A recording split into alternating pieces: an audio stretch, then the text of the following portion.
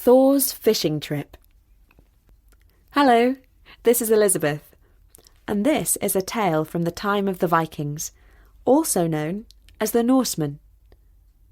The Norsemen were famous for sailing in their longboats, and they were great fishermen. As you may know, fishermen may boast about the size of their catch. I leave it to you to decide whether or not the Norse god Thor is telling the truth in this tale. I like a good feast. So do all the gods, and all mankind. Women lick their fingers, but don't eat much. Maybe a bite of cheese, thinking of their waists. My Sif has a lovely waist, so small I can span it with my hands. Mind you, my hands are a good size. Like the rest of me, what? And she has lovely hair. And she has... Oh, well, enough of Sif. I'm trying to tell you about my fishing. We were all feasting with the sea god, Ager, and a very fine feast it was, though a bit fishy for me. Both gods and men need red meat. Oh, a nice bit of reindeer roasted on the spit, served up with sweet red currant jelly. Too many herrings at Ager's, in my view. But we were his guests, the guests of the god of the sea. I suppose he ought to have fresh fish. Anyway, there was plenty to eat. Thanks, Ager, I kept saying. This is a great feast. We gods like to keep him in a good mood, for when the seas are calm, we gods and the people of the earth can go sailing and fishing with no worries. When Ager loses his temper, Odin, how the seas rage. Mind you, it isn't only Ager who gets the seas in a froth. There is also the Midgard serpent. Know about him, do you? No? Oh, well, he's an offspring of that Loki, with some nasty giantess. He's a slithery, slimy beast, with a flickering tongue and bad breath that smells like the plague. And if you think that sounds nasty enough, he's a giant too. After he was born, he grew, and even the gods started to fear him. One day, Odin, our king, picked up the squirmy beast and dropped him in the sea. Oh, silly thing to do that. He should have killed him when he had the chance. That sea serpent keeps on growing and growing, and now he encircles the whole world. He's a monster among monsters, and when he wriggles, oh, Odin, the seas go up and down like mountains, and it's best to take shelter in a nice little port somewhere. To carry on about the feast, of course, a good feast needs plenty of mead, and we all drank so much that Ager ran out. He looked quite crestfallen, embarrassed even. Don't upset yourself, said my gorgeous wife. Thor will help out, won't you, Thor? Get me a giant cauldron, said Ager, looking brighter. Then we can brew all we need. There was a great guffaw in the hall. Invited us to stay for a while, have you, Ager? Of course I'll help, I said. But where will I find a cauldron big enough for us all? My friend Tyr, a brave young god, though of giant stock, but full of courage, piped up. We can take my father's. It must be a mile deep. I realised that it would be a big cauldron, because Tyr's father was a giant who lived in a cold castle. All the giants had castles, for no cottage was big enough. No doubt he liked to heat up water in his cauldron for a nice hot bath to warm himself up. Ager clapped me on the back. Glad to see you here, Thor. You know that. But I'll be even more glad if you bring me back that cauldron. What drinking we'll have! I set off with Tyr, disguised as a young man, though nothing could hide my massive shoulders. I was not sad to leave Aegir's merry hall, for a feast is all sitting down, and I like to be up and about. Tyr is a good fellow, always ready to help you out, and cheerful with it. Just what you want in a travelling companion on an adventure to fetch a giant cauldron. We had a long way to go. The giant's land is far away. But eventually we got to Tyr's home castle. Tyr banged on the door. It was his family after all. His mother opened the bolts and let us in. She was beautiful, though a giantess. Not that I mind large women. And it was from her that Tyr got his looks. Not his father, that's for sure. "You better hide," said his mother. "My giant doesn't like strangers, and when the fishing's bad, he can be nasty. Here, under these cauldrons." "Mother," said Tyr, "you're right, we do need to hide, but my friend Thor is our guest. You should kill an ox for him."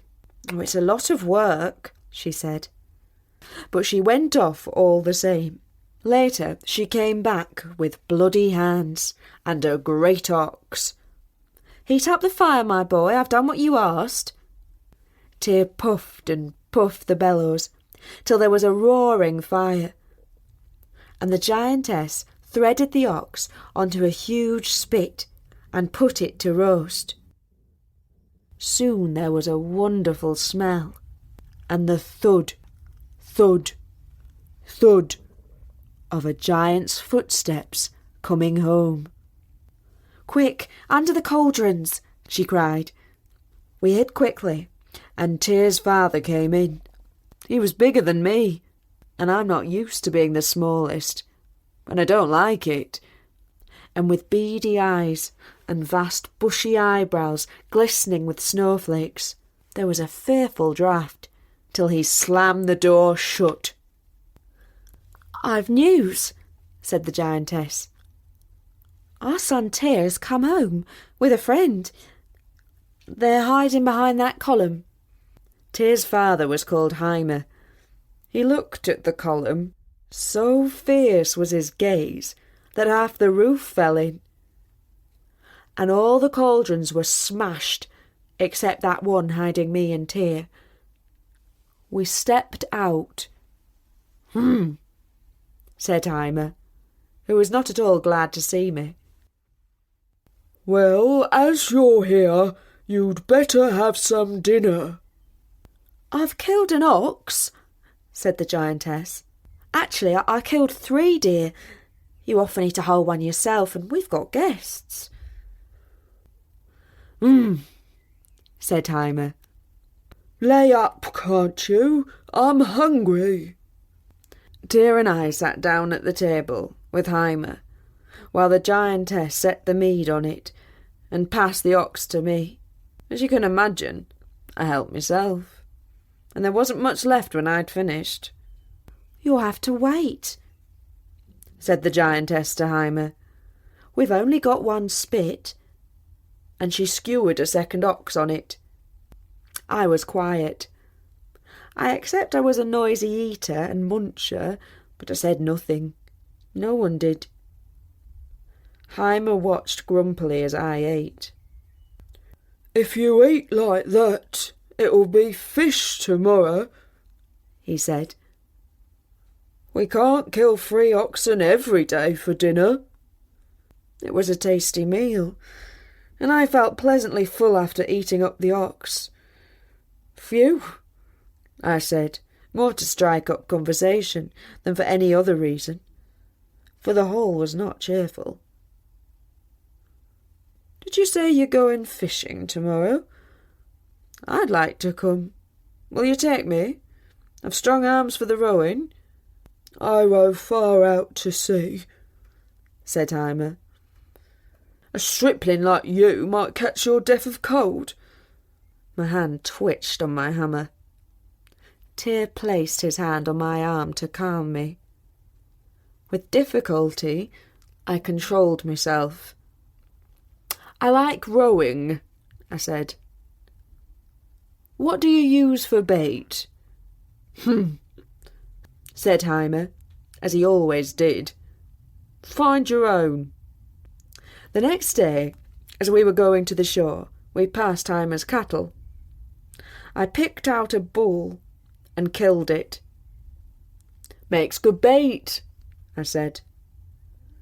Heimer was not pleased, but I was his guest, so he couldn't say anything. We got in the boat.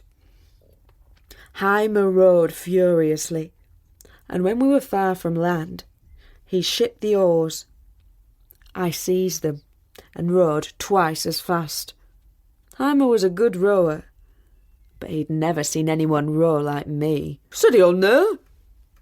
Heimer began to be frightened. We don't want to disturb the Midgard serpent. I carried on. You get a bigger catch when the water's deep, I said. At last, when I thought we were over the dwelling place of the Midgard serpent, I put a huge hook into the bull, checked my line for strength, it was indeed a good line, and threw it into the sea.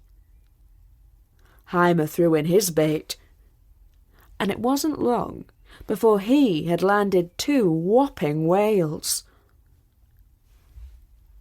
All of a sudden, my line was tugging like mad. But I wondered myself what it was that I had caught. Could it really be the Midgard serpent? I summoned my divine strength, pulled and reeled in my line, and the waters began to heave. Yes, I pulled and was pulled, heaved and was heaved, and my heart soared. I, Thor, would slay the dreaded Midgard serpent which all the world and Odin himself had feared. I yanked the head of the monstrous reptile out of the water, gripped it fiercely. Now it was hissing and shaking and lashing its tail, and the sea was swelling and our boat was bobbing up and down. Still I heaved on the line.